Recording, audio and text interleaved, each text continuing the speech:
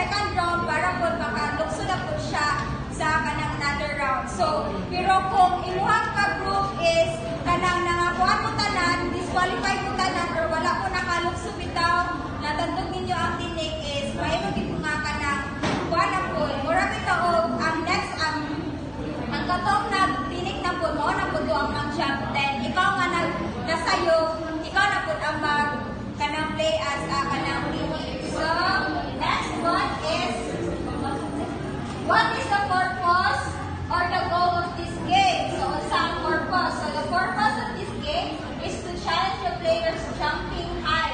The purpose of this game is also to have fun.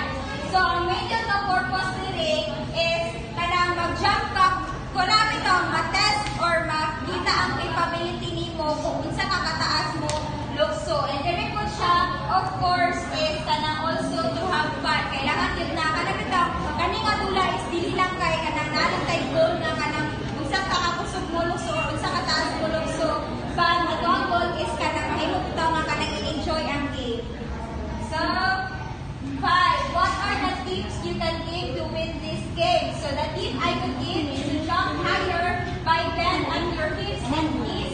Push yourself to a standing position as you thrust your hips forward and lower yourself into a squat and then jump as high as you can to build momentum. So, kung magkuhan ka, tinik ka, like lugar, magkuhan ka, kung magkuhan pa ka sa momentum ka, mura ito pagkakuha o kusog or